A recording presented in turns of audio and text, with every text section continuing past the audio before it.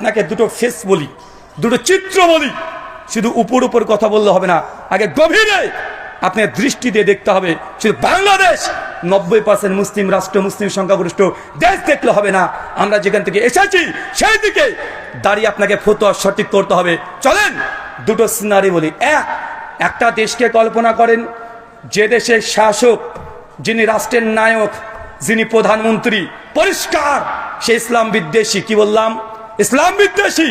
ক্ষমতায় থাকলে মুসলমানদেরকে আজান দিতে বাধা দেয়, ক্ষমতায় থাকলে মুসলমানকে কুরবানি করতে বাধা দেয়, মুসলমানদেরকে মসজিদে যেতে বাধা দেয়, মুসলমানের মসজিদকে ভেঙে তাদের ধর্মস্থান তৈরি করে নেয়। এমন দেশ পৃথিবীতে আছে না নাই? পরিষ্কার সে ইসলামের বিরুদ্ধে যুদ্ধ করে, ডাইরেক্ট বিরুদ্ধে করে। সুযোগ পেলেই সেই দেশে মুসলিমদেরকে একদম নস্যাৎ করে দিতে চায়। মুসলমানদের যে 1000 বছরের ঐতিহ্য ছিল সবগুলোকে ভেঙে তাদের নিজের ধর্মীয় প্রতিষ্ঠান হিসেবে ঘোষণা করে দিচ্ছে। এমন দেশ যদি থাকে, ওই দেশে আমি জানি ইনি যতদিন প্রধানমন্ত্রী থাকবে 5 বছর করে যদি ক্ষমতায় থাকে, মুসলিমদের উপরে নির্যাতন আরো বেশি হবে। কিন্তু ওই দেশে আরেকজন অপোজিশন আছে, বিরোধী দল আছে, বিরোধী নেতা দাঁড়িয়েছে। ধরেন সেও বিশ্বাসের দিক থেকে কাফের, মুসলমান নয়, কিন্তু আমরা জানি এই দেশে বিরোধী পক্ষ যিনি আছেন, ইনি যদি ক্ষমতায় চলে আসেন তাহলে ইনি মুসলিমদের পুরো নির্যাতন করবেন না, মুসলিমদের নামাজ পড়তে বাধা দেবে না, হজ করতে বাধা দেবে না, জাকাত দিতে বাধা দেবে না, আজান দিতে বাধা দেবে না, মুসলমান মা বোন পর্দা পরে রাস্তায় চলাচল করবে, বাধা দেবে না। এরপরেও কে মসজিদে গেল, কে মন্দিরে গেল, এটা সে দেখে না। কে গরু খেলো, কে শুয়োর খেলো, এটাও দেখে না। বুঝতে পারলেন আমার কথা? একজন নেতা ক্ষমতা আসলে পরিষ্কার ইসলামের বিরুদ্ধে যুদ্ধ ঘোষণা করে, আর একজন ও মুসলমান না, উনিও কাফের, উনিও মুসলিম, তিনি যদি ক্ষমতায় থাকেন তাহলে মুসলমানকে বাধা দেয় না, মুসলমান স্বেচ্ছায় ধর্ম পালন করতে পারে। এখন এমন দেশে যদি মুসলমান থাকে 40 কোটি বা 40% যদি মুসলমানের ভোট থাকে, আপনি সেই দেশে যদি মনে করেন যে ভোট দেওয়া শিরক, ভোট দেওয়া হারাম, ভোট দেওয়া যাবে না, এই বলে যদি ভোটকে বয়কট করে দেন, 60% অমুসলিম তারা ভোট দিয়ে প্রতিষ্ঠিত সরকার যিনি আছে, যে ক্ষমতা আছে, বারবার তাকে রাজত্ব রেখে দিবে, কিয়ামত পর্যন্ত তাকে সম্ভব না। কিন্তু এই দেশে 40% মুসলমান যদি একজোট হয়ে ভোট দেয়, তাকে শোনা সম্ভব কি সম্ভব নয়? কথা বুঝলেন না মনে হয়? কথা বুঝতে পারছেন? 40% যদি আমরা একজোট হয়ে যিনি বিরোধী দলে আছেন তাকে যদি আমরা ভোট দিই, এই ভোট দেওয়াটা নাজায়েজ না হারাম? বলেন না শিরক? কোনটা হবে? আরে এই দেশে ভোট দেওয়াটা আপনার জন্য আমাদের ভারতের জামিয়া সালাফিয়া বানারস, এমনকি শেখ সালেহ আল উসাইমিন, শেখ বিন বাস, শেখ আব্দুর রাজ্জাক বিন আফিফি, শেখ সালেহ আল মুনাজ্জিদ সবাই বলেছে এমন যদি পরিস্থিতি হয় এই জায়গাতে ভোট দেওয়াটা জায়েজ, বরং অনেক ক্ষেত্রে ভোট দেওয়া আপনার জন্য বাধ্যতামূলক হয়ে যাবে। আপনি যদি ভোট না দেন, এই দেশে যদি কাফের সরকার বারবার থাকে, মুসলিমদের নির্যাতন হবে, এই সহকারী আপনি হয়ে যাচ্ছেন। ভোট দেওয়া আর ডেমোক্রেসি, গণতন্ত্র দুটো দুই জিনিস। ডেমোক্রেসি গণতন্ত্র আলাদা, সেকুলারিজম আলাদা, লিবারিজম আলাদা, ফ্যামিনিজম আলাদা, আর ভোট দেওয়া সম্পূর্ণ আলাদা। দুটোকে এক করে দেখলে হবে না, দুটো দুই রকমের রুলস। ভোট দেওয়ার সঙ্গে গণতন্ত্র সারানা কোনো সম্পর্ক নেই। বুঝতে পারলেন মনে হয়? নতুন মনে হলো? দেখেন, ভোট দেওয়া কখনো ওয়াজিবের দরজায় যায়, ভোট দেওয়া কখনো শিরকের দরজায় যায়, ভোট দেওয়া কখনো জায়েজ হয়, ভোট দেওয়া কখনো হারাম হয়। আপনাকে বললাম গুরুত্বপূর্ণ জায়গা, এই জায়গায় ভোট দিয়ে ওই রাষ্ট্রে মুসলমানকে টিকে থাকতে হয়। যদি না হয় বারবার ক্ষমতায় আসবে কি আসবে না? আচ্ছা, কোন দেশে শিরিক হবে এটাও জেনে নেন। ধরুন সৌদি আরব, গোটা বিশ্বের যতগুলো মুসলিম কান্ট্রি আছে তার মধ্যে মোটামুটি তারা কোরআন সুন্নাহকে সিংহভাগ মানার চেষ্টা করে। যদিও বর্তমান ফাঁস থেকে অনেক কাজ হয়, এটা আমরা আহলে হাদিসরা অস্বীকার করি না।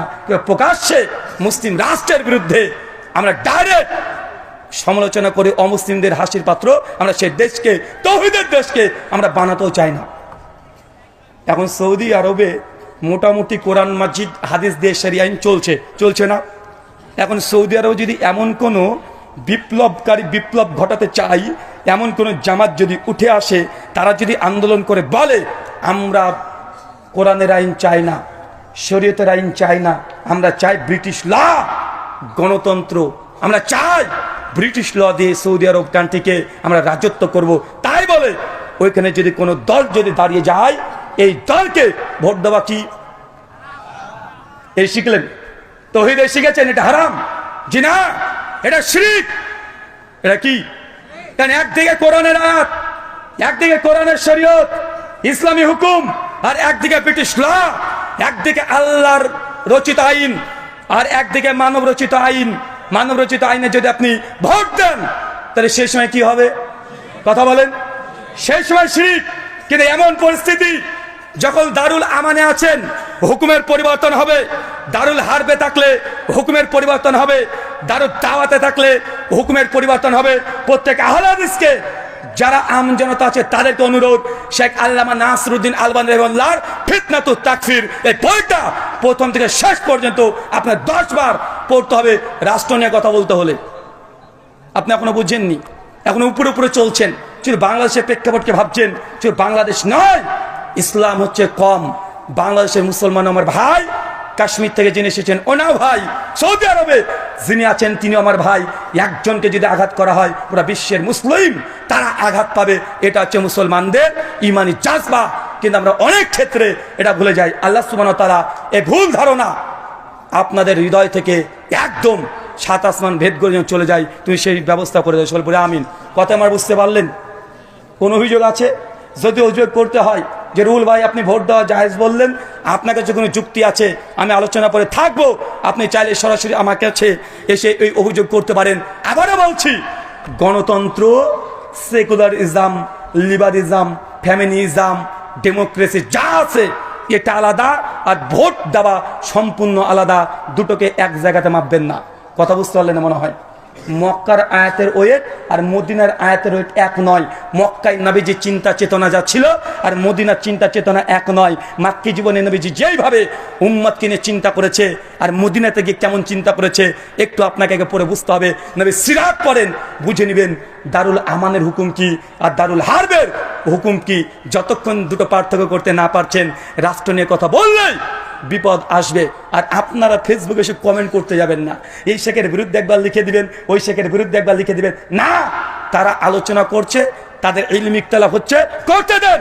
মাঝখান থেকে আপনারা বিরোধিতা করতে যান না। একজনের ভক্ত আরেকজনকে মাটির সঙ্গে পিছিয়ে দিবেন, আরেকজনের ভক্ত আরেকজনকে পিছিয়ে দিবেন, এমনটা যেন আহলে হাদিস সাধারণ কর্মী জনতা যারা আছে এমন যেন না হয়। কারণ এগুলো নিয়ে বাতিল যারা আছে তারা হাসাহাসি করছে। কথা বুঝতে পারলেন না? তারা করছে, তাদের করতে দেন। তারা বড়রা যা ইচ্ছা তাই করবে, দল যত হয় হোক। কিন্তু আহলে হাদিস সবাই ভাই ভাই। যদি 10 খান সংগঠন হয়ে যায়, 20 খান সংগঠন হয়ে যায়, 20 খান সংগঠন যদি কোরআনের কথা বলে, আহলের আকীদা মানহাজে ঠিক থাকে, সবগুলো আমাদের ভাই। 20 খান সংগঠন হোক, এটা আহলে হাদিসদের কাজ আরো দ্রুত বর্ধিত হবে। যদি একটা থাকে একজন কাজ করবে। আরে মার্কেটে যদি 20 খানা দোকান থাকে, ওর মধ্যে যদি আপনি পুঁটি মাছ নিয়ে চলে যান, 10 দিনকার বাসি পুঁটি মাছ যদি মার্কেটে চলে যান, মাছের বাজারে চলে যান, ভাই বিক্রি আপনার হবে কি হবে না? মার্কেটে গেলে দেখবেন পচা পুঁটি মাছও বিক্রি হয়, আবার 4000 টাকা দামের ইলিশ মাছও বিক্রি হয়ে যায়। কিন্তু আপনি যদি মনে করেন যে 4000 টাকা কেজি ইলিশ মাছ বাঘার রাস্তা ধারে বিক্রি করব, সারাদিন চলে যাবে, কাস্টমার পাবেন না। কিন্তু বাজার যখন থাকবে অনেকগুলো মাল, যখন আহলসের মধ্যে 20 খান যদি সংগঠন হয়ে যায়, দল যদি হয়ে যায়, তারপরেও এটা আহলসের জন্য এটা কল্যাণকর। কেন? আমাদের দাওয়াত সবার এক, নেতা আলাদা আলাদা হোক, কোনো সমস্যা নেই। কথা বুঝতে পারলেন না মনে হয়? আপনারা এটা করবেন না। উপর মহলে যারা আছে তারা ভালো বোঝে, আমাদের চাইতে অনেক বেশি বোঝে। ফিল্ডের বাইরে থেকে হাততালি দিতে ভালো লাগে। যখন কেউ বলটা ধরতে পারলো না আর আপনি বলছে হাই হাই এই সহজ বলটা ধরতে পারলো না, এই গোলটা দিতে পারলো না, ওটা আপনাকে সহজ মনে হচ্ছে, আপনি টিভির পর্দাতে আছেন। যারা নেতৃত্ব দিচ্ছে, যারা ওপরে আছে, তারা আপনার চাইতো জেনে রাখেন কয়েক লক্ষ গুণ বেশি বোঝে। আপনি পেছন থেকে, আপনি নতুন আহলে হাদিস হয়েছেন, আপনি চিনবেন ব্রাদার রাহুল বড় বক্তা, আপনি চিনবেন জামশেদ মজুমদার অনেক বড় বক্তা, অনেক বড় আলোচক, আপনি চিনবেন আব্দুল্লাহ বিন আব্দুর রাজ্জাক অনেক বড় বক্তা। কিন্তু আপনারা চিনতে পারবেন না প্রফেসর ডক্টর আসাদুল আল গালিব, কর্মফের আলেম, আপনি চিনতে পারবেন না আব্দুল কাফি কুরাইশি রহমুল্লাহ কত বড় আলেম ছিলেন, আব্দুল বারী সাহেব কত বড় আলেম ছিলেন, শহীদুল্লাহ খান মাদানী, মুজাফফর বিন মহসেন, এরা কত বড় মাপের আলেম, এটা আপনি বুঝতে পারবেন না। কারণ আমরা হচ্ছে ইয়াং জেনারেশন, আমাদের জেনারেশনে গ্যাপ পড়ে গেছে। এদের সম্পর্কে জানতে হলে আপনাকে জানতে হবে আপনার বাপের বয়সী ব্যক্তির কাছ থেকে, জানতে হবে মুস্তাউদ্দিন স্যার সম্পর্কে। যারা বড়রা আছে তারাই দেখেছে তাদের আন্দোলন, তাদের লড়াই, তারা কিভাবে আহলে হাদিসকে প্রতিষ্ঠা করার জন্য রাত দিন তার রাস্তাঘাটে একদম হয়রানি করা হয়েছে, তারা জানে। আপনি চিনছেন মনে ব্রাদার রাহুল হোসেন গোটা একদম আহলে হাদিসের নেতা হয়ে গেছে। আপনি মনে করছেন যে আব্দুল্লাহ বিন আব্দুর রাজ্জাক গোটা বাংলাদেশের নেতা হয়ে গেছে। আপনি মনে করছেন যে অমুক বক্তা গোটা বাংলাদেশের নেতা হয়েছে। না, আমরা জাস্ট কর্মী। আমাদের কাজ আপনাদের শুধুমাত্র ফিল্ড পর্যায়ে, মাঠ পর্যায়ে। আজ যারা বড় বড় আমাদের আলেমরা আছে, শাইখ মাশায়েখ আছে, তাদের কাজ গোটা আহলে হাদিসকে বাংলাদেশে একদম মজবুত করা যায় কিভাবে, তারা চিন্তা। সেগুলো আমাদের কাজ ওই রফুলে দেন জোরে আমিন না আসতে আমিন। আমাদের কাজ এটা বেদাত, ওটা শিরিক, এগুলো প্রচার করে জনসাধারণকে আহলে হাদিসের দাওয়াতগুলো দেওয়া। শাইখ মাশায়েখের কাজ কি কথা বলেন? তাদের কাজ কি? এই জন্য আমি গত বছর বলেছিলাম না, আপনাদের রংপুরে রংবাজ হুজুর যখন বলেছিল যে তার নাকি খুব শখ 10 জন কওমি হুজুর নিয়ে আর 10 জন আহলে হাদিস হুজুর নিয়ে বাহাস করাবে। সব জায়গায় ছিল না গত বছরে? আমি ভেবেছিলাম, আপনাকে বলে গেছিলাম, এই স্টেজ থেকে বলে গেছিলাম, শুধু মানে জায়গাটা পরিবর্তন হয়েছে। আগে ছিল ভেতরে, আজকে হচ্ছে একটু বাইরে, কিন্তু প্রতিষ্ঠান কিন্তু একটাই। আমিও বলে গেছিলাম ভাইজান এই শখ যখন করেছে শখ পূরণ হবে। গত বছর বলে গেছিলাম এত তাড়াতাড়ি যে শখ পূরণ হবে আমি বুঝতে পারিনি। গত বছর শখ পূরণ হয়েছে কি হয় নাই? তারাবি ওমর বিন খাত্তাব কত টাকা চালু করেছিলেন? 8 রাকাত না 20 রাকাত? এটা নিয়ে বিতর্ক দেখেছেন না? দেখেছেন তো? মুজাফফর বিন মহসেন হাফেজুল্লাহ বলে গেলেন না, আহলে হাদিসের যদি একটা জেনারেল শিক্ষিত সাধারণ কর্মীও থাকে, তারপরেও এই বাংলার বুকে নাই গোটা বিশ্ব জগতে কোরআন এবং হাদিসের দাওয়াত দিয়ে বাতিলদেরকে দলিল দিয়ে দাফন করে ছেড়ে দিতে পারে। ভাই আমি আগে বলেছি আমি আলেম না, আর যদি আমাকে কেউ যদি আলেম না বলে এটার আমার কাছে অ্যান্টিভেনাম জবাব আছে। আর যে জবাব দেব ওই জবাব ও হজম করতে পারবে না, ও বিষ্ঠে মরে যাবে। একটু দিয়েই দিই। বারবার বলে যে তুমি আলেম না। ভাই আলেমকে পৃথিবীতে দেখাও আমাকে। কে আলেম? এনাতুল আব্বাসী, উনাকে আলেম বলবেন? কিছুদিন 2 বছর আগে আলাউদ্দিন জিহাদি পরিষ্কারভাবে বলে দিয়েছে এনাতুল্লাহ আব্বাসী ও আলেম না, জাহেল। বলেন না ভাইজান? আবার এনাতুল্লাহ আব্বাসী আলাউদ্দিন জিহাদিকে জাহেল বলেছে। কিউট বয় রেজাল করিম আবরার আবার চ্যালেঞ্জ করেছে আলাউদ্দিন জিহাদিকে, এক পারা যদি ফোতায় স্বামীর নেরা আরবি টাকলা আরবি পড়ে দিতে পারে তাহলে নাকি বাসে জিতে দিবে। মানে আবরারের কথা অনুযায়ী এই দেখেন আলাউদ্দিন জিহাদি মূর্খ জাহেল। তো আলেম কে রে ভাই? তুমি যাকে আলেম বলছো, তোমাদের গ্রুপের ব্যক্তি থেকে তুমি বলছো আলেম। বাংলাদেশে বর্তমান বাইতুল মুকাররমের যিনি খতিব, নাম কি? মাওলানা আব্দুল মালিক। আমি গত বছর পর্যন্ত তার নামের শেষে বলতাম হাফেজাহুল্লাহ। গত বছর পর থেকে বলি না। কেন বলি না? কারণ তিনি, তাকে যখন প্রশ্ন করা হয়েছে আমিন প্রসঙ্গে, ভিডিওটা ভাইরাল হয়েছিল যে কিছু কিছু ব্যক্তিরা মসজিদে আমিন বলে, আমি তার ইলমের কারণে তাকে শ্রদ্ধা করতাম, তাকে ভালোবাসতাম। তার জন্য আমার প্রত্যেক আলোচনাতে আব্দুল মালিকের নাম নিলেই আমি বলতাম হাফেজাহুল্লাহ বলতাম। গত বছর থেকে বলি না। এই জন্য উনি নবীর সুন্নাতকে নিয়ে এমন কটূক্তি করেছে, বলছে সৌদি আরব থেকে কাজ করতে গিয়ে ছেলেরা সব আমিন নিয়ে আসে, আমিন করে চিৎকার মারে। নবীর সুন্নাতের সঙ্গে এটা দুশ্মনী করা হয়েছে না? তো যে নবীর সঙ্গে দুশ্মনী করবে, নবীর সুন্নাতের সঙ্গে দুশ্মনী করবে, তার সঙ্গে আমাদের কোনো সম্পর্ক, ভালোবাসার সম্পর্ক থাকতে পারে না। কেন? আপনাকে ভালোবেসেছিলাম আপনার ইলমের কারণে, কিন্তু আপনি সেই ইলমের সঙ্গে, নবীর হাদিসের সঙ্গে, সুন্নাতের সঙ্গে কটূক্তি করেছেন। যেই জন্য সম্মান করেছি ওই জন্যই এখন আর হাফেজাল্লাহ শব্দটা বলি না। আচ্ছা, আলেম আলেম করছে। 2টো বইয়ের নাম বলে যাই, অনেক মানে ছাত্র বন্ধুরা আছেন। একটা বইয়ের নাম হোসাইনুল হারমাইন। কি নাম বললাম? এটা মাওলানা আহমদ রেজা খান বেরলভী, সুন্নিদের প্রতিষ্ঠাতা। সুন্নি বলে হয়তো বুঝবেন না, আমরা ভারতে বলি বেরলভী। বাংলাদেশে পরিচিত বিখ্যাত নাম জিলেপি হুজুর। কি হুজুর? রেজভি জিলেপি, তাই না? ও লাহাবি বললেও চলে। আর একটা বই আছে আল মুহান্নাদ আলাল মুফান্নাদ, কি নাম বললাম? আল মুহান্নাদ আলাল মুফান্নাদ। সেই সময়তে আলা হযরত সুন্নিদের ইমাম আহমদ রেজা খান বেরলভী 1905 একটা বই লেখে, বইটা লিখেছে একসঙ্গে দেওবন্দি প্রায় 15 জন আলেমকে কাফের ভোটা দিয়েছে। কে কে লিস্টে আছে জানেন? কাসেম নানুতুবি, হোসেন আহমদ মাদানি, রশিদ আহমেদ গাঙ্গোই, আশরাফ আলী থানভী। তো দেওবন্দিরা যাদেরকে মনে করে আল্লাহর ওলি হাকিমুল উম্মাত, এর মতো আলেমা দুনিয়াতে নেই। তার যমজ ভাই বেরলভী হানাফি, তারা বলে এরা হচ্ছে কাফের। তো তুমি যাকে আল্লাহ মনে করো, বেরলভীরা আল্লাহ স্বীকারই করে না, কাফের বলে।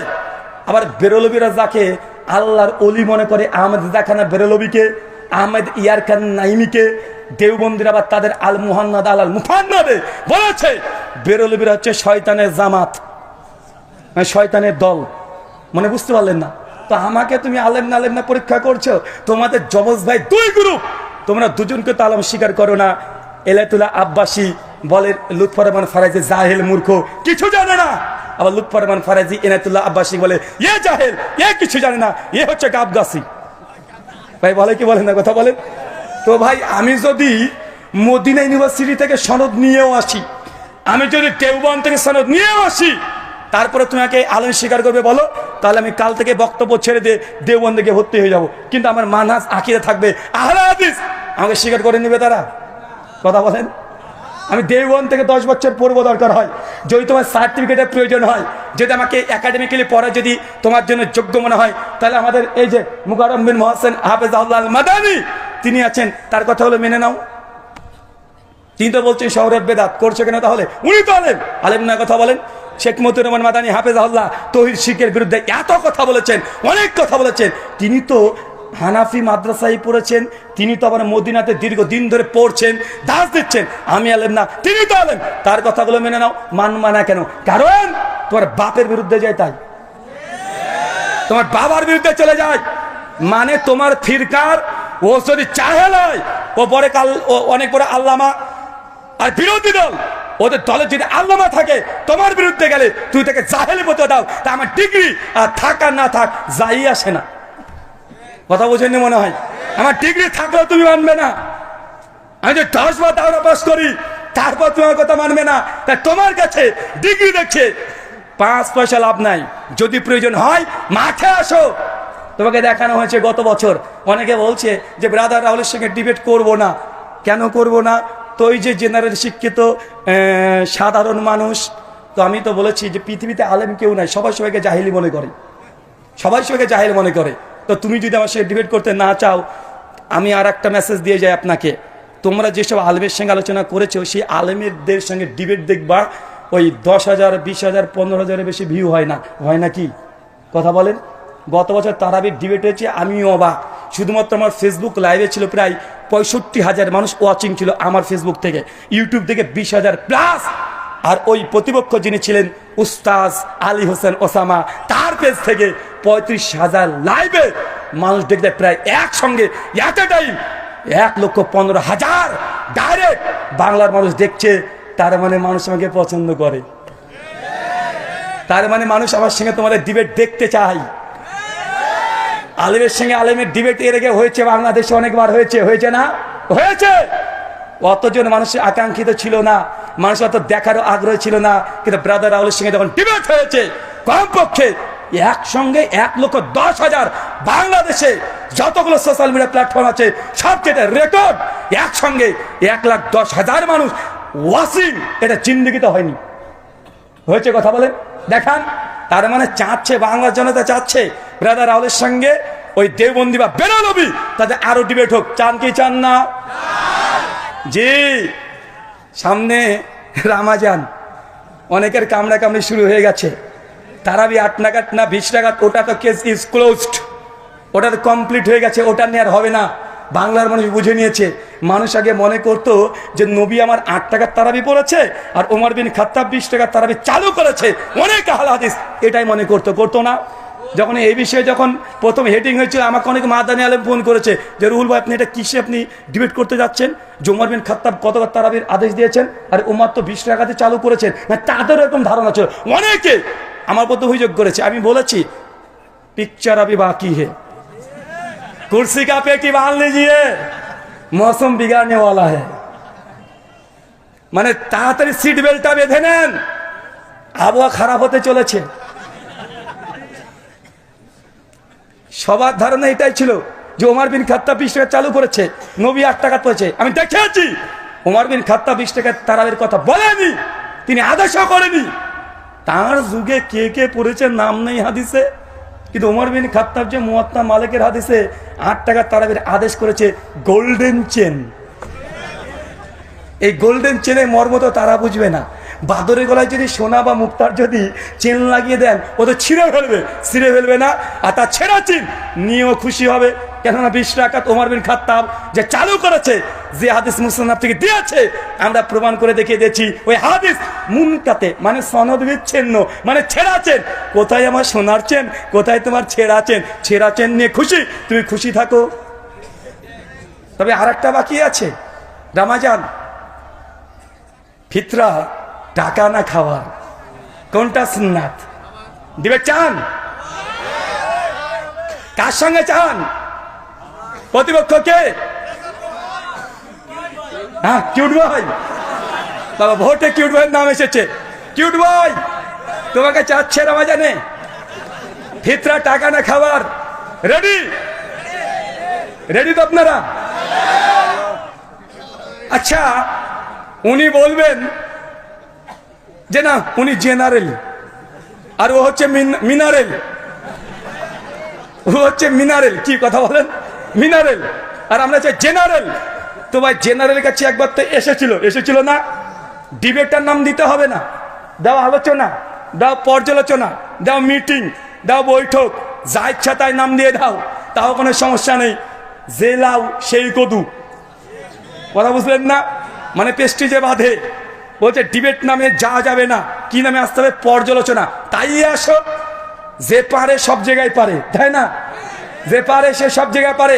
আহলে হাদিস জনতা চাচ্ছে এবছর রমজান মাসে ফিতরার আগেই ফিতরার টাকা দেয়া সুন্নাত না খাবার দেয়া সুন্নাত, এই মাসালায় যত দেওবন্দি বাংলাদেশে আছে, ইন্ডিয়াতে আছে, সুন্নি বেরলবি যা আছে, সবাই না ভাবতে পারে সবাইকে হয়তো চ্যালেঞ্জ করব, অত নিচে আমরা নামতে পারবো না। সুরের সঙ্গে লড়াই করার জন্য ওই নর্দমায় নেমে কাদা মাখতে রাজি নই।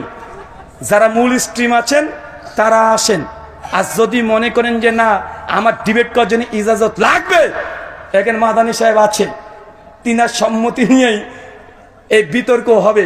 চান কি চান না? কথা বলেন। 1 cute boy, 2 play boy, 3 night boy. নামগুলো জানা আছে তো? কিউট বয় কে বলেন তো? সবাই তো জেনে নিয়েছেন। নাইট বয় কে? ওই যে রাত্রিবেলা চশমা পরে, অটো তালাক বউ করে দেয়, আমি ঘরে থাকবো, বউ নিয়ে আমার বউকে তালাক দিয়ে দেয়। এদের তো চরিত্র খুব ভালো না, কথা বুঝলেন না ভাইজান? 3 নম্বর প্লে বয়, রংপুরে রংবাজ হুজুর, গত বছর থেকে ভ্যানিশ, আর নাই।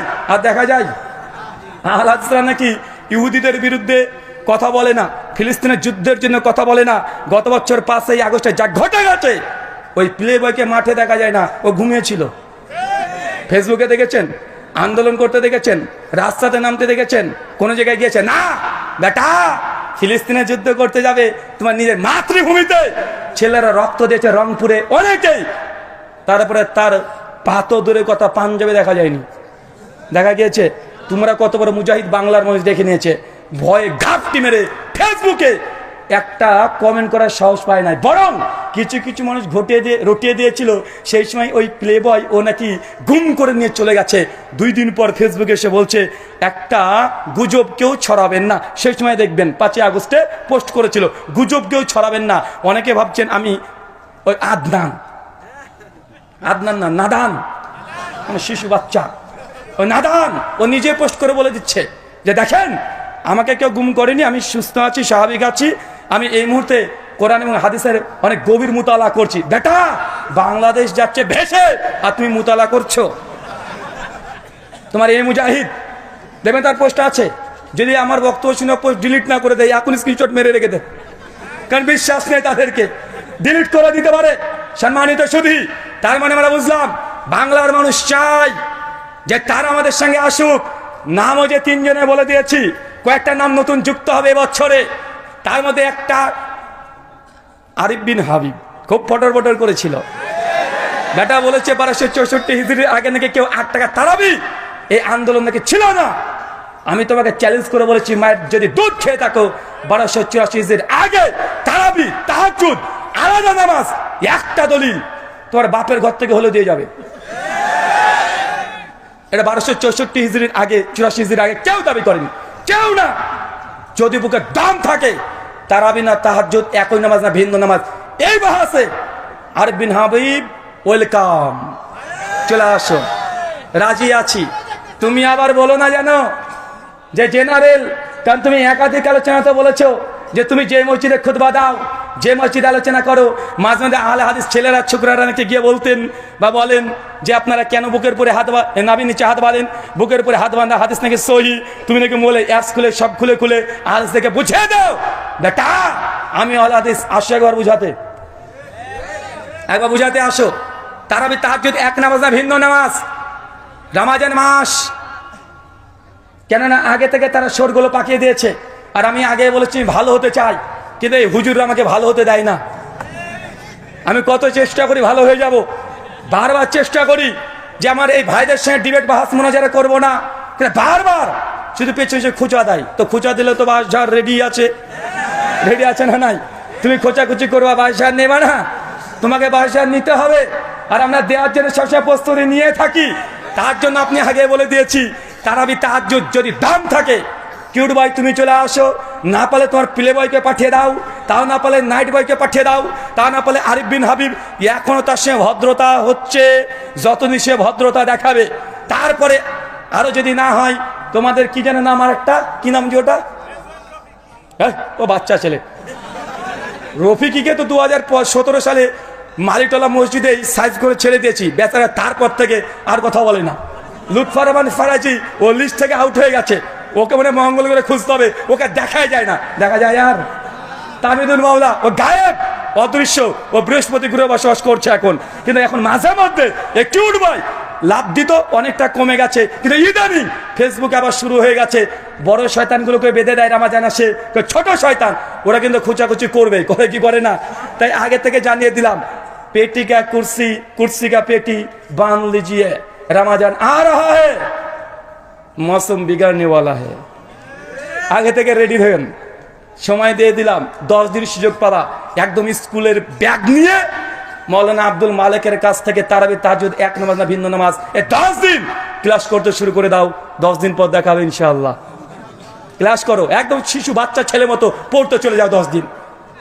আমি 10 দিন পড়তে পারবো না, 10 দিন আমি আছি, এখানে প্রোগ্রাম আছে, তুমি পড়তে যাও, পড়াশোনা করে আসবে, ভালো করে পড়াশোনা করে আসবে, একদম ভালোভাবে পড়াশোনা করে এসে আহলে হাদিসের জেনারেল শিক্ষিত একজন ছাত্র কাছে এসে দলিল দিও, তোমার দলিলকে কিভাবে বুঝিয়ে দিতে হয় আমরা ঠিক বুঝাতে পারবো। আল্লাহ সুবহানাহু ওয়া তাআলা আমাদের বোঝার তৌফিক দান করুন, আমিন। ভাবেন না যে অহংকার বা গৌরব করলাম, কারণ আমি চাই আমাদের আলেম ওলামা শায়েখ মাশায়েখ এদের কাছ থেকে আমরা কি শিখি।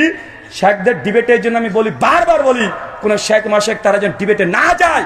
আরে আমরা আছি, ওরকম ছুঁচো মারতে কামান ব্যবহার করার দরকার নাই, মশা মেরে হাত গন্ধ করার দরকার নেই। ওইসব গন্ধ কীটগুলোকে মারার জন্য আমরাই যথেষ্ট আছি। যে কোনো এই প্রয়োজনে আসুক। হ্যাঁ, ওই যে আলাউদ্দিন জিহাদি চাচু, চাচি গায়া, হ্যাঁ শফিক হাশেমি না, হ্যাঁ শফিক হাশেমি, উনি তো বলে রফুলেদের নাকি এক্সপায়ার হয়ে গেছে, মানে আগে ছিল এখন আর চলে না। বসে দেখো একবার, শফিক হাশেমি হিসাবে একবার বসে দেখেন, চ্যালেঞ্জ করলাম, একবার রফুলেন কি মানসুক এই মাসালে বসে দেখেন, বাংলার মানুষকে জানতে দেন তারা কোন হাদিসের প্রতি আমল করে। বাংলার মানুষের জানার অধিকার আছে না নাই? কতদিন আর চাপাবাজি চলবে? মাযহাবের নামে কতদিন চাপাবাজি চলবে? জোর গলায় বলছে যে আমাদের ইমাম আবু হানিফা এক ইশাতে ওযু করতেন, ফজর পর্যন্ত এক ওযুতে নামাজ পড়তেন। কত বড় ইমাম তুমি দেখেছো? আহলে হাদিসরা তাকে বারে মানে না, বলে কি বলে না? আমি শুধু এই কথা বলেছি, আমার সাদা মনে সাদা প্রশ্ন, সাদা মনে কোনো কালো দাগ নাই। প্রশ্ন আমার, বলেন তো এশা থেকে ফজর যদি এক অজুতে নামাজ পড়ে, এই একদিন দুই দিন নয়, টানা 40 বছর, 40 বছরে কি একটু হাগু চাপায়নি রাত্রিবেলাতে? বড় আলেম শায়েখ আমাদের তাজ ইমাম আবু হানিফা রাহিমাহুল্লাহ, তার সামনে এরকম কথা বলতে চায় না। আচ্ছা হলো না, ধরেন বুজুর্গ মানুষ, একটু ফুসফাস 19 20 20 21 22 তো হওয়ার কথা, তাও হয়নি, মেনে নিলাম না হতে পারে, আল্লাহর অলি মানুষ। আচ্ছা এই 40 বছর কি স্ত্রীর কাছে যাওয়া লাগেনি? স্ত্রী কি হক নাই? স্ত্রী কি এত বড়, উনি আবার কত বড় আল্লাহর অলি ছিল কে জানে? 40 বছর স্ত্রীর কাছে যাওয়া লাগেনি। একজন টুক করে বলছে, ভাই শুধু কি রাত্রেবেলা স্ত্রী হক আদায় করবে, দিনে কি করা যায় না নাকি? আমি বলেছি ফতোয়া স্বামী 27 নম্বর পৃষ্ঠায় তারপরে লিখে দিয়েছে, ফাজলে আমলের করাচি পাকিস্তান থেকে ছাপা 360 নম্বর পৃষ্ঠায়, ওখানে লিখে দিয়েছে ইমাম আবু হানিফা রাহিমাহুল্লাহ 50 বছর টানা দিনে রোজা রাখতো, দিন শেষ, ওইদিকে রাত শেষ, এদিকে দিন শেষ। আমার এটা প্রশ্ন না, এটা ইলমি প্রশ্ন। যারা শিক্ষক উস্তাদ ছাত্র আছেন, আচ্ছা বলেন তো তাহাজ্জুদ নামাজ কাকে বলে? ঘুম থেকে উঠে যে নামাজ পড়া হয় এটাই তো তাহাজ্জুদ। ইমাম হাজার আসকালানী তার তালখিসুল হাবির 1237 নম্বর হাদিসের অধীনে আলোচনা করেছেন। ফতোয়া শামীতে হানাফিদের কিয়ামুল লাইল 2য় খণ্ড 88 নম্বর পৃষ্ঠায় লিখেছেন, তাহাজ্জুদের জন্য শর্ত হচ্ছে ঘুম পাড়া। যদি আলসের একমত না, তাহাজ্জুদের জন্য হচ্ছে ঘুম থেকে উঠে নামাজ পড়াটা শর্ত, মানে ঘুম শর্ত। কি শর্ত? ঘুম শর্ত। ঘুমবিহীন কেউ যদি রাত্রে জেগে থেকে যে নামাজ পড়ে, ওটা তাহাজ্জুদের নামাজ নয়, ওটা মুতলাকান নফল নামাজ হবে। কি নামাজ হবে? মুতলাকান নফল নামাজ। চাচা মাসালা বুঝেছেন তো? বুঝতে পারছেন না? মানে তাহাজ্জুদ পড়তে হলে কি করতে হয়? আগে ঘুমাতে হয়। আচ্ছা চাচা ঘুমালে কি ওযু থাকে?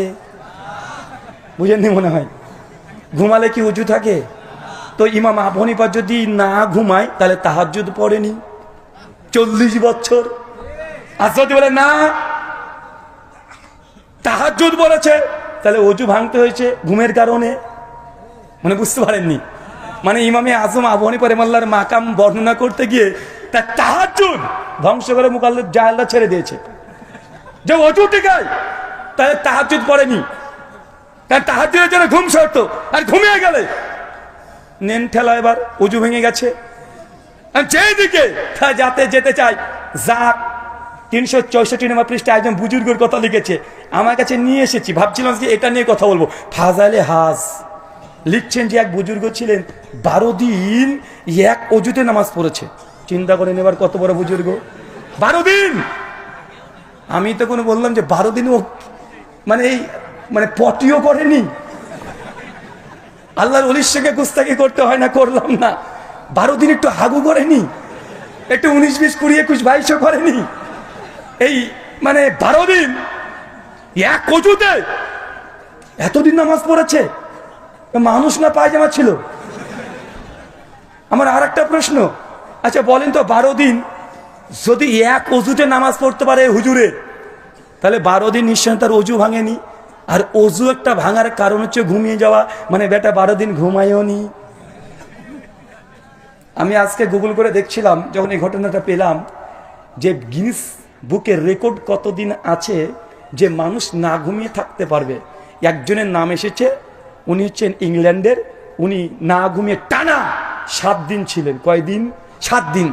মেডিকেল অনেকগুলো আমি তথ্য একটু ঘাটাঘাটি করলাম, চ্যাট জিপিটি হাফেজাউল্লাহকে প্রশ্ন করলাম, কিছু ওয়েবসাইট থেকে ঘাটাঘাটি করলাম, দামাত বারকাতুম আলিয়া ফেসবুক তো আছেই, সব ঘাটাঘাটি করে দেখলাম বিজ্ঞান ডাক্তার সায়েন্স আমাদেরকে বলছে টানা একজন ব্যক্তি 7 দিনে বেশি না ঘুমিয়ে থাকতে পারবে না, সর্বোচ্চ 5 দিন পারবে। 5 দিন যে না ঘুমায় তারপরে ও মানুষ থাকবে না, পাগলা হয়ে যাবে। তার মানে বুঝে নিয়েছি তোমার ওই হুজুর হয় সে মিথ্যুক ছিল, নচে পাগল ছিল।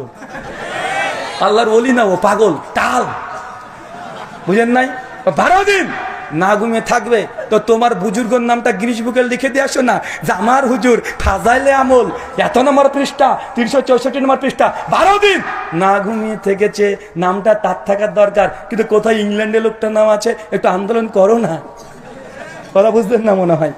মানে এমন এমন ঘটনা, মানে মাঝে মধ্যেই দেখি এই ফাজাইলে হজ একজন বুজুর্গ ছিলেন, উনি পাকিস্তানের সরি আফগানিস্তানের কোনো করাচি মানে পাকিস্তানের করাচির ওই সাইডে আশেপাশে বাড়ি। হঠাৎ নাকি হজ করবেন, টাকা পয়সা নাই, পায়ে হেঁটে যেতেও পারে না। উনি নাকি কি করলেন, উনি একটু চিন্তা করলেন নবীর প্রতি একটু সালাম পেশ করবেন, অনেক শখ, কিচ্ছু পারলেন না। চোখটাকে বন্ধ করতে করতে করতে করতে বেচারা ঘুমিয়ে গেলেন। বেটার ধর্মটাই স্বপ্ন, ঘুমিয়ে গেছেন। একটুবার দেখছেন যে উনি উড়তে উড়তে চলে গেছেন, গিয়ে একদম কাবা শরীফ, চোখ ঘুম ভেঙেছে আর সামনে দেখছে কাবা শরীফ। কথা বুঝলেন না? বলছে তারপরে আমার ওই হুজুর, আমার বুজুর্গ কাবাকে তাওয়াফ করলেন, মদিনায় চলে গেলেন, তারপরে নবীকে সালাম দিলেন, তারপরে আবারও ঘুম ভেঙেছে, আর একবার দেখছে ওর বাড়িতে আছে, মানে ওর হজ কবুল হয়ে গেছে। আমার সাদা মনে সাদা প্রশ্ন, ভাই যদি ভারত বাংলাদেশ পাকিস্তান থেকে যায় কেউ উমরা বা হজ করতে, তো তাকে ইহরাম বাঁধা লাগবে না? তো তোমার হুজুর ইহরাম কখন বেঁধেছে? ও তো ডাইরেক্ট কাবা দেখেছে। মানে বুঝলেন না মনে হয়, মানে এই ভণ্ডদের বদমাইশিদের মানে কারামত দেখা দেখে বেটা ইহরাম ছাড়া তোমার হজ উমরা হবে? তো তুমি ইহরাম কোথায় বাঁধলে? তো তুমি যে লিখে রেখেছো ডাইরেক্ট চোখ খুলে দেখছে কাবা, তো কাবার সামনে ইহরাম বাঁধতে হবে নাকি রে বেটা? মানে এরা শরীয়তের জ্ঞান জিরো পরিমাণেও ছিল না। মানে এই ঘটনা থেকে বোঝা যায়, মানে আপনার ওই পীর সাহেব দেখবেন মাঝে মধ্যে উঠতে পারে। এমন ঘটনা শোনেন না, আরে আমার পীর বাংলাদেশের বক্তা বলছে, তুমি জানো আমার পীর কত বড় পীর? তো কত বড় পীর? বলছে আমার পীরের সঙ্গে একদিন আমি ওয়াজে গিয়েছি, রাত্রিতে ফিরে আসলাম, হঠাৎ দেখছি ঝড় বৃষ্টি, রাত 2টো তখন বাজে, ভয় খেয়ে গেলাম যে কিভাবে এখন পদ্মা নদী পার করব। মানে আপনাদের চরমনায় পীর সাহেব ওয়াজ করছে, তার ভক্তবিন্দুরা যার নাকি বেগুনেও জিকির করে, শোনেন নাই? বলছে সবাই আল্লাহর ওলিকে চিনেছে, কিন্তু ওয়াহাবিরা চিনেনি। আমার পীর সাহেব এত বড় পীর, সিংহ এসে প্রণাম করে চলে যায়। তোমার পীর সাহেবকে একটু ডেকে নিয়ে এসো, আমাদের কলকাতা চিড়িয়াখানায় ঢুকিয়ে দেবো, 10 মিনিট থেকে দেখিও। সবাই চিনেছে আল্লাহর ওলিকে, ওই সিংহ নাকি চিনে না। ভাই বলে কি বলে না? তারপরে বলছি যে পীর সাহেব হঠাৎ দেখছি ঝড় বৃষ্টি, কিভাবে নদী পার হবো? নদীর কাছে এসে দেখি মাঝেও নাই, নৌকায় নেই, মহা মুসিবত। পীর সাহেবকে বললাম, পীর সাহেব কিভাবে নদী পার হবো? আমার তো ভয় লাগছে। বলদ নামক মুরিদকে পীর বলছে, বাবা তোমার কাছে জায়নামাজ আছে? জি আছে। সঙ্গে বগল থেকে বের করে জায়নামাজটা পীরকে দিয়ে দিয়েছে, পীর নিচে পেতে দিয়েছে। তখন বলছে, শোন তুই জায়নামাজে দাঁড়িয়ে যা, মনে মনে আমার নাম স্মরণ করতে থাক। এবং পীর সাহেবের সঙ্গে মুরিদ জায়নামাজে উঠে দাঁড়িয়ে আছে। মুরিদ তখন বলছে, একটু পর দেখছি আমার জায়নামাজ উঠতে উঠতে উঠতে উঠতে একদম নদী পার করে আমাদের বাড়ির সামনে একদম বসিয়ে দিয়েছে। আমিও বুঝলাম যিনি এই ঘটনা লিখেছেন উনি আলিফ লাইলা অনেক বেশিবার দেখেছেন। জায়নামাজকে উঠে নিয়ে বেড়াচ্ছে, মানে এদের ভণ্ডামি যা আছে সবগুলো কেচ্চা কাহিনী জমা করে রেখে দিয়েছে এইসব গ্রন্থগুলোতে। মানে জায়নামাজে উঠছে, মানে পীর সাহেব উঠতে পারে। বলছে আমার বুজুর্গ 3 দিনে 3 মাসের রাস্তা এক পলকে পার করে দিয়ে চলে এসেছে। ভাই বলে কি বলে না? আমি তো গতকালকে কোথায় প্রোগ্রাম করছিলাম জানো? ওটা সুন্দরগঞ্জে কালকে প্রোগ্রাম করছিলাম। আমি বাংলাদেশের পীরদেরকে বলেছিলাম যে আপনারা যদি যদি উঠতে টুটতে পারেন, তো আগামীকাল রাজশাহীতে দারুল হুদা কমপ্লেক্সের আলোচনা সম্মেলন আছে। তো গোটা বাংলাদেশের যত পীর আছে সবাইকে আমি চ্যালেঞ্জ করেছি, এই চ্যালেঞ্জ পীর সাহেবের মরা পর্যন্ত, আমার মৃত্যু পর্যন্ত না, তার মরা পর্যন্ত কিছু করব না। জাস্ট আজকে রাজশাহীতে আছি, পীর সাহেবের বিমানের টিকিট আমি করে দেবো, খেদমতের ব্যবস্থা আমি করে দেবো, তার যদি কোনো কিছু লাগে টাকা পয়সা হাত দেওয়া সব দেবো, সমস্যা নেই। শুধু রাজশাহী বিমানবন্দরে আমি আর পীর সাহেব উঠে পড়বো। আমরা যাব ঢাকা, যখন বিমানটা ছেড়ে দিবে অনেক উঁচুতে, বিমানটা যখন চলবে মাঝ পথে গিয়ে পীর সাহেবকে বিমানের দরজা খুলে নিচে ধাক্কা মেরে ফেলে দেবো। পীর সাহেব মানুষকে উপর থেকে ফেলে দিলে তো নিচে এমনি পড়বে, গ্র্যাভিটি আমাদেরকে তাই বলে না, তাই না? মানে উপরে ফেললাম, কোথায় পড়বে? স্বাভাবিক। এটা হচ্ছে নিচে, এটা কোনো কারামত নেই। কারামত কোনটা? ওই যে উপরে যখন চলবে পীর সাহেবকে ধাক্কা মেরে ফেলে দেবো। একটু ঢাকা বিমানবন্দরে, শাহজালাল বিমানবন্দর, আল্লাহর অলির নামে বিমানবন্দর, ওই বিমানবন্দরে আস্তে আস্তে আস্তে আস্তে ল্যান্ড করে দেখাও। আমি উঠতে বলবো না বাবা, আমি উঠতে বলছি না, এটা ল্যান্ড করে দেখাও। তুমি নাকি 3 মাসের রাস্তা 3 দিনে পার করে দাও। তুমি নাকি বাড়িতে বসে বসে মক্কাতে নামাজ পড়ো। ভাই বলে কি বলে না? মানে পীর সাহেব এত বড়, মানে এত বারবার উঠতে পারে, তো বিমান থেকে ধাক্কা মারে ফেলে দেবো, ল্যান্ড করে দেখাও। এই জন্য বলেছি পীর সাহেবদের যা কারামত, আগেকার পীর সাহেব যতই ধরনের কারামত দেখবেন, পীর পানি দিয়ে চলতে পারে, পীর আকাশে উঠতে পারে, পীর সাহেব আগুনে চলতে পারে, সবগুলো আজ থেকে 100 বছর আগেকার কারামত। 100 বছর আগে যে পীরগুলো ছিল তাদের এই কারামত ছিল, কিন্তু 100 বছরের মধ্যে ভাই পীর আছে না নাই? পীর হয়েছে কি হয় নাই? বাংলাদেশে 1 লক্ষ কোনো পীর আছে, তো পীর সাহেব আগেকার পীরের তো এতগুলো মজিজা ছিল, কারামত ছিল, আপনি তো পীর। আপনাকে ছোট্ট একটা বার্তা আপনাকে বলে দিই যে এখন আপনাদের কারামত আর চলে না কেন? কারণ এই দেখেন ক্যামেরাগুলো আছে, ক্যামেরা যেই দিন থেকে আবিষ্কার হয়েছে পীর সাহেবদের কারামত ওই দিন থেকে গায়েব হয়ে গেছে। বেটাদের আর কোনো কারামত হয় না, আর নদীতে চলতে পারে না, আকাশ আর উঠতে পারে না, আগুন আর জ্বলতে পারে না। আর কোনো পীরকে দেখেছেন? আর পারে না। কেন? ক্যামেরা আবিষ্কার হয়ে গেছে এই কারণে। ক্যামেরার সঙ্গে যে কারামতের কি সম্পর্ক এটা বুঝলাম না, কিন্তু এটাই বাস্তব। ক্যামেরা যেই দিন আবিষ্কার, পীরদের কারামত সেই দিন ফিনিশ। ফিনিশ হয়েছে কি হয় নাই? ফিনিশ হয়েছে না? মানে ডাল में कुछ काला है, काला नहीं है बल्कि पूरा डाल ही काला है।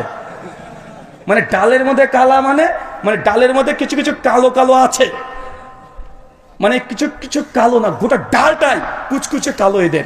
আল্লাহ সুবহানাহু ওয়া তাআলা এই সব ভণ্ডদের থেকে আমাদের বেঁচে থাকার তৌফিক দান করে। সকলে পড়ি আমিন। 15টা অ্যান্টিভেনাম নিয়ে বাড়িতে যাবেন।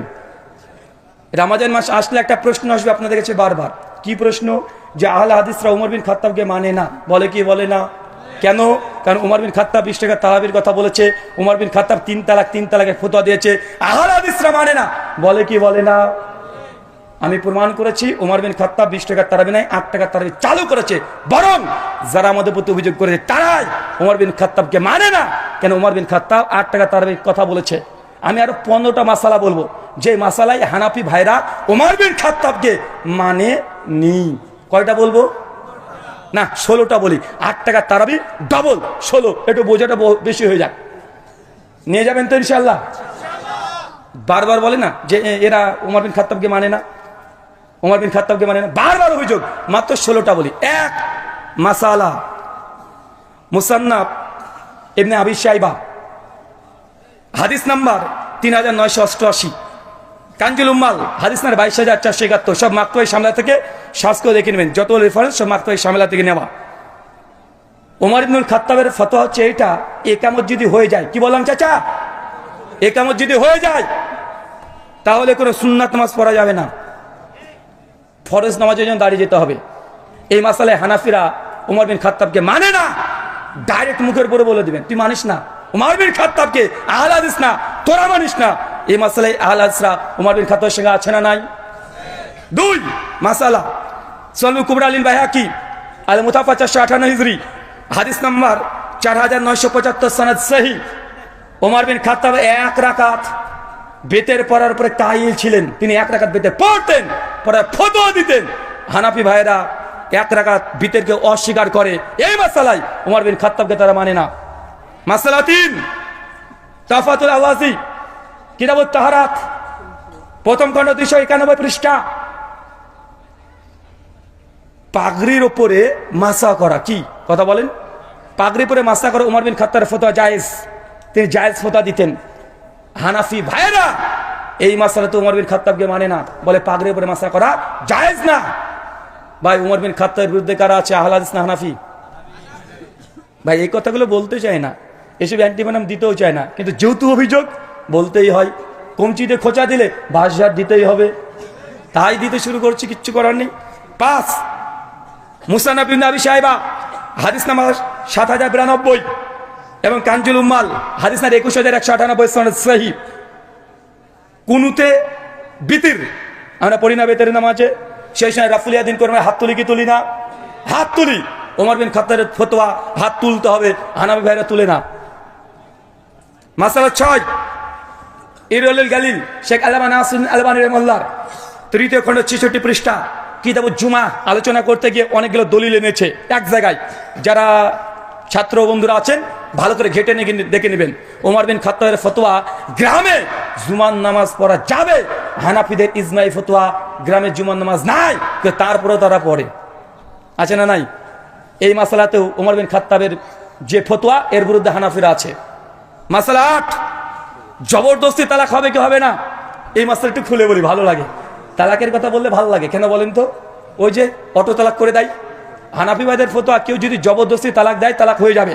মানে আপনার বউ আপনাকে দেখাচ্ছে কেউ একটা গুন্ডা এসে যায় তালাক দে, তোর বউকে তালাক দে, তাহলে গুলি করে মেরে দেবো। এখন আপনি ভয়ে বলে দেন তালাক তালাক তালাক, বউ অটো তালাক, ওই গুন্ডা আপনার বউকে নিয়ে চলে যাবে। মানে জবরদস্তি তালাক হবে কি হবে না? ওমর বিন খাত্তাব বলছে হবে না, হানাফি ভাইদের ফতোয়া হবে। আমি আপনাকে আর একটু ক্লিয়ার করে বলে দিই, জবরদস্তি তালাক আহলে হাদিসরাও বলে যদি জবরদস্তি প্রমাণ হয়, কিন্তু শর্ত আছে। হানাফিদের নিকটে কোনো শর্ত নেই, আহলে হাদিসদের নিকটে শর্ত। জবরদস্তি যখন হবে সেই সময়তে তার মৃত্যুর ভয় থাকতে হবে। কি থাকতে হবে? মৃত্যুর ভয় থাকতে হবে। 2, যাকে জবরদস্তি করা হচ্ছে সে ব্যক্তি ক্ষমতা থাকতে হবে। ডিফেন্স যদি করার ক্ষমতা না থাকে, প্রায় 6খানা শর্ত আছে, ওটা নিয়ে আলোচনা করছি না। কিন্তু এই মাসালায় ওমর বিন খাত্তাব বলেছে জোর করে যে তালাক যদি দিয়ে দেয় ওই তালাক ধার্তব্যের মধ্যে গণ্য হবে না। কিন্তু হানাফি ভাইরা বলে ঘুমের ঝুঁকে যদি বউকে তালাক দিয়ে দাও, অথবা ঘুমের ঝুঁকে স্বপ্ন দেখেছো যে হাতের আঙুল চলছে বউর দিকে, দিয়ে বলছে তালাক তালাক তালাক, বউ শেষ। কথা বুঝলেন না? মানে ফতোয়া স্বামী কিতাব তালাকে পরিষ্কার ফতোয়া দেওয়া আছে। চলেন মাসা 9 কাঞ্জুল উম্মাল 23,538 নম্বর হাদিস। আলী মুত্তাকি হানাফির সংকলিত হাদিসের গ্রন্থ, প্রায় 50,000-এর কাছাকাছি হাদিস আছে, সনদ নেই, শুধু মতনগুলো তিনি জড়ো করেছেন। ওমর বিন খাত্তাব তিনি বৃষ্টি প্রার্থনা ইস্তেসকা সালাতে 2 হাত তুলে দোয়া করা এবং চাদরটাকে উল্টো করে কাঁধে ঝুলিয়ে দেওয়া, তার ফতোয়া জায়েজ। সুনান তিরমিজি 559 নম্বর হাদিস আলোচনা করতে গিয়ে তিরমিজি বলছেন এই মাসালায় আবু হানিফা ইমাম আবু হানিফার নিকটে ইস্তিসকার কোনো সালাতই নাই, মানে বৃষ্টি প্রার্থনার কোনো নামাজই নেই। তার মানে 9টা মাসালা পালেন, যেটা হানাফি ভাইরা ওমর বিন খাত্তাবকে মানে না, 3 তালাক দিয়ে ওমর বিন খাত্তাবকে বাতিল করে দিয়েছে। বেটা আর আমাদেরকে বলে আমরা নাকি ওমর বিন খাত্তাবকে মানি না। বেটা সাধু বেশে পাকা চোর, বুঝলেন না মনে হয়। মাসালা 10 তিলাওয়াতে সিজদা। কোরআন মাজিদ পড়ছেন, সিজদার আয়াত আসে না, সেই সময় কি দিতে হয়? সিজদা দিতে হয়। আলাজদের জমহুর মুহাদ্দিস ফুকাহাদের ফতোয়া এই তিলাওয়াতের সিজদা ওয়াজিব নয়, সুন্নাত। কেউ যদি কিছু না দেয় গুনাহ হবে না। হানাফি ভাইদের ফতোয়া না দেওয়াটা ওয়াজিব, না দিলে গুনাহ হবে। কিন্তু ওমর বিন খাত্তাব সহিহ বুখারীর 1027 নম্বর হাদিস, তিনি মনে করেছেন তার ফতোয়া মজুদ আছে সহিহ বুখারীর মধ্যে, তিলাওয়াতের সিজদা ওয়াজিব নাই, কেউ যদি দেয় ভালো, না দিলে কোনো গুনাহ হবে না। কিন্তু হানাফি ভাইদের উল্টো ফতোয়া আছে। মাসালা 11 ইমামের পেছনে ফাতিহা পড়া। ইমাম বুখারী জুজুল কিরাত ফিস সালাহ হাদিস নাম্বার 165, ইমাম দারাকুতনির সুনান দারাকুতনি বাবুল কিরাতের 2 নম্বর হাদিস, সুনান কুবরা আলিল বাইহাকি হাদিস নাম্বার 1665। ওমর বিন খাত্তাবের স্পষ্ট ফতোয়া মজুদ আছে এবং তার আমলও প্রমাণিত আছে, ইমামের পেছনে মুক্তাদি ফাতিহা পড়বে। কিন্তু হানাফি ভাইরা বললে পড়লে মুখে নাকি আগুন ঢুকে দিতে হবে। তার মানে এই মাসালায় কি হলো কথা বলেন? রামাজান মাস শুধু বলবো ওমর বিন খাত্তাবকে মানে না। বেটা এই 15 করে মাসালা মেনে দেখাও। মাসালা নাম্বার 12 সূরা হাজ। সূরা হাজে কয়টা সিজদার আয়াত আছে? কয়টা? 2টা। হানাফি ভাইদের নুসখাগুলো দেখবেন একটা। কয়টা আছে? একটা। মুসনাদ ইবনে আবি শাইবা হাদিস না 4318 সেই সনদে প্রমাণিত আছে, ওমর বিন খাত্তাব বলেছেন সূরা হাজের মধ্যে 2খানা সিজদার আয়াত আছে। এটা ওমর বিন খাত্তাবের ফতোয়া। হানাফি ভাইরা একে ওমর বিন খাত্তাবকে মানে না। মাসালা নাম্বার 13 লাস্টে একটা সুন্দর ঘটনা আছে। 18 বয়স প্লাস তাদের, যারা বয়স্ক আছেন তারা থেকে যান, বাচ্চা যারা আছেন চলে যান। লাস্টের দিকে 18 প্লাস ইমাম কুদামা রাহিমাহুল্লাহ মুগনির মধ্যে 9ম খণ্ড পৃষ্ঠা 131 আলোচনা করছেন 14 নম্বর মাসালা। তিনি বলছেন কোন স্বামী যদি হারিয়ে যায়, কি হারিয়ে যায় বলেন তো? এই যে আয়না ঘর করেছিল না, আয়না ঘর, এই আয়না ঘরে স্বামী কি এখন মারা গেছে, না স্বামী হারিয়ে গেছে, না স্বামী কোথায় আছে, যেসব স্ত্রীরা জানে না, বা স্বামী বিদেশে চলে গেছে, বা যুদ্ধে চলে গেছে, মারা গেছে, না হারিয়ে গেছে, কোনো যোগাযোগ নেই, এখন এই স্ত্রী কতদিন অপেক্ষা করবে? কতদিন অপেক্ষা করবে? কতদিন? ওমর বিন খাত্তাবের ফতোয়া নকল করেছে ইমাম কুদামাল মুগনিতে 4 বছর। কয় বছর? 4 বছর। তারপরে মেয়েটা 4 মাস 10 দিন ইদ্যত পালন করে অন্য জায়গাতে বিয়ে করতে পারবে। আশরাফ আলী থানভী বেহেশতির জোয়ার তালাক অধ্যায়ের আলোচনা করতে গিয়ে বলছেন কোনো স্বামী যদি হারিয়ে যায় বা খুঁজে পাওয়া না যায়, তাহলে ওই মেয়েটি 120 বছর অপেক্ষা করবে। কত বছর? 120 বছর। এখন বলেন তো, 120 বছর অপেক্ষা করবে মেয়েটা, তারপরে বিয়ে করবে কার সঙ্গে? কবরে। মেয়েটাকে এখন কবরে গিয়ে বিয়ে করবে? আর তারপরে ফতোয়া স্বামীটা বলছে 120 বছর পরে বিয়ে করবে, তবে কোনো হানাফি আলেমকে দিয়ে নয়, কোনো মালিকি বা শাফিদের আলেমকে দিয়ে। কথা মনে বুঝতে পারলেন না? কেন বলছেন? হানাফি মাযহাবে কতদিন থাকতে হবে কোনো স্পষ্ট দলিল নাই। এটা আমরা অন্য মাযহাব থেকে ধার করে নিয়ে এসেছি। তাই যে মাযহাবের ফতোয়া নিয়েছে সেই মাযহাবের ইমাম দিয়ে তাদের বিয়ে পড়িয়ে দিতে হবে। তার মানে আয়না ঘরে যারা ছিল, নতুন করে এসে আবার মানে সংসার করছে, হানাফিদের ফতোয়া অনুযায়ী জায়েজ না, ও বউটাকে 120 বছর অপেক্ষা করতে হবে। কত বছর? কিন্তু ওমর বিন খাত্তাব বলছে 4 বছর পরে মেয়েটা সিদ্ধান্ত নিতে পারবে সে স্বামীর সংসার রাখবে না সে বিচ্ছিন্ন হয়ে যাবে। চাইলে সারা জীবন না বিয়ে করে থাকতে পারে, কিন্তু মেয়ে যদি চায় দ্বিতীয় কোনো বিয়ে করবো, 4 বছর অপেক্ষা। কত বছর? 4 বছর। মাসআলা নম্বর 14, মুসান্নাফ ইবনে আবি শাইবা 37344 নম্বর হাদিস। ওমর বিন খাত্তাব বলেছেন হিল্লা বিয়ে। কি বিয়ে? হিল্লা বুঝেন? বুঝেন না? ওই যে কয়দিন আগে মসজিদে কি একটা যেন কে করেছিল না, বাচ্চা ছেলে, বুঝবে না। হিল্লা বিয়ে মানে আপনি কাউকে ঘুমের যুগে বলে দিয়েছেন তালাক তালাক তালাক, এখন বউ এখন হয়ে গেছে অটো তালাক। এখন হুজুর বলেছে কি যে না, আর তো নতুন করে তো ওই স্বামীর সঙ্গে সংসার করা যাবে না, তবে একটা রাস্তা আছে, যে তুমি আমার সঙ্গে 2 রাত থেকে যাও, 2 দিন কারে বিয়ে, 2 দিন রাত্রে বিয়ে করবে, বিয়ে করে ওই মেয়েটার সঙ্গে শারীরিক সম্পর্ক করবে। শারীরিক সম্পর্ক কিভাবে করবে পিছনে দেখি আগে, হবে না, বলা যাবে না। বাহারের রাইক ফতোয়া স্বামীতে আছে, শুধু বিয়ে করলেই হিল্লা হবে না, বরং হিল্লা হওয়ার জন্য শর্ত আছে। কি শর্ত আছে এটার বলা যাবে না, মানে ভয়ঙ্কর শর্ত। মাদানী সাহেব যান,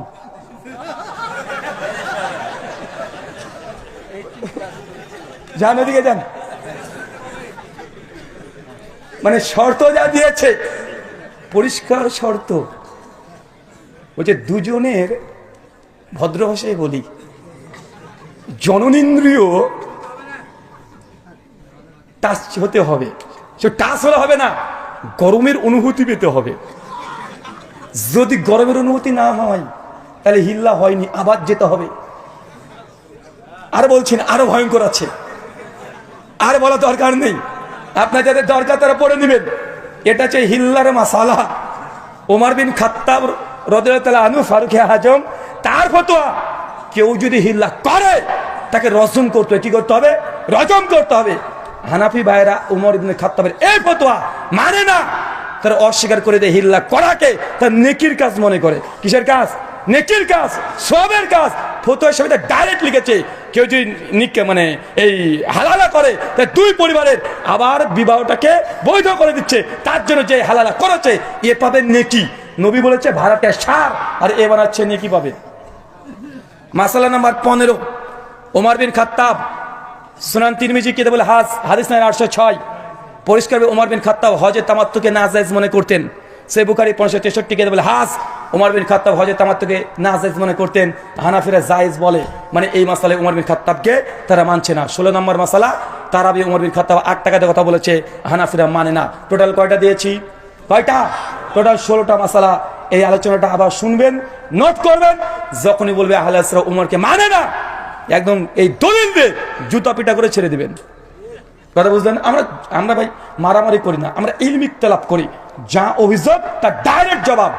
গত 2 বছর আগে বলেছিলাম না, ওরা বলে ইবনে মাসউদের ফতোয়া নাকি হানাফি মাযহাব। আমি 15খানা মাসালা দিয়ে গেছি, যে 15টা মাসালাই ইবনে মাসউদকে হানাফি ভাইরা মানে না। এই 16খানা মাসালা মানিয়ে দেখাও, তারপরে মুখটাকে খুলে বলবে যে আহলে হাদিসরা ওমরকে মানে না। বেটা, তুমি ওমর বিন খাত্তাবকে মানে না। জ্বলন্ত প্রমাণ এই 16টা। আমার অচিরেই তাকলিদ ভ্রান্তি নিরসনের 2য় খণ্ড আসছে, ওইখানে 250 এমন মাসালা আলোচনা করেছি, যেখানে দেখিয়েছি আল্লাহ নবীর হাদিস একদিকে, হানাফি মাযহাবের ফতোয়া আর একদিকে। প্রায় 70 মাসালা এমন আছে। ওমর বিন খাত্তাব হানাফি মাযহাব, আবু বকর হানাফি মাযহাব, ওসমান হানাফি মাযহাব, এইভাবে 4 খলিফা সহ আবু হুরায়রা, ইবনু ওমর, কমপক্ষে আমি 350 ফতোয়া শুধু দেখিয়েছি। সাহাবীরা বলছে জায়েজ, এরা বলছে না জায়েজ। ডাইরেক্ট কোনো তাবিল করার দরকার নেই। সে বুখারী 5520 নম্বর হাদিস দেখবেন, নবী বলছেন যে ঘোড়ার গোশত জায়েজ। হানাফি ভাইরা বলে মাকরু, বলে কি বলে না? সুনান আবু দাউদ 2828 নম্বর হাদিস, আল্লাহ নবী বলছেন কোন কুরবানি জবাই করেছেন, পেটে যদি বাচ্চা পাওয়া যায় তাহলে সেই বাচ্চাটাকে নতুন করে জবাই করার দরকার নেই, মায়ের মানে জবাই বাচ্চা জবাই হয়ে যায়। হানাফি ভাইরা বলছে না, আবার জবাই করতে হবে, মানে ডাইরেক্ট। নবী বলছে জায়েজ, এরা বলছে না জায়েজ, মানে তাবিল ছাড়াই। আর যদি তাবিল করে দেখানোর চেষ্টা করি অনেকগুলো হবে। যারা মাকতাবায় চলে যাবে, মুসান্নাফ ইবনে আবি শাইবা খুলবে, রাদ্দে আলা আবি হানিফা 125 খানা মাসালা, প্রায় 350 খানা হাদিস। সেই সময় মুসান্নাফ ইবনে আবি শাইবাতে 235 হিজরিতে মৃত্যুবরণ করেন লেখক, তিনি মানে ডাইরেক্ট রাদ্দে আলা আবি হানিফা এই শিরোনামে ইমাম আবু হানিফা রদ করে অধ্যায় রচনা করেছে। আমরা প্রথম না, আমরা প্রথম না। আর অচিরেই সুসংবাদ দিয়ে যাই, রাদ্দে আলা আবি হানিফা মুসান্নাফ ইবনে আবি শাইবার এই অধ্যায়টা আমরা অনুবাদ করে ব্যাখ্যা বিশ্লেষণ সহ, জাহিদ কাউসারি অভিযোগের জবাব সহ, আল্লামা আউয়ামার জবাব সহ অচিরেই প্রায় 1200 পৃষ্ঠায় আমরা প্রকাশ করতে চলেছি। অচিরে আপনারা বইটা পেয়ে যাবেন। আল্লাহ সুবহানাহু ওয়া তাআলা আমাদের বোঝার তৌফিক দান করো, সকলে পড়ি আমিন। এই বলে আজকের মতো আলোচনা শুরু করলাম। প্রিয়জনকে নিয়ে মরিয়ম মিডিয়া টিভি, সাথে থাকুন, সত্য জানুন, সঠিক পথ বেছে নিন। মরিয়ম মিডিয়া টিভি, কোরআন সুন্নাহর পথে এক অনন্য আহ্বান।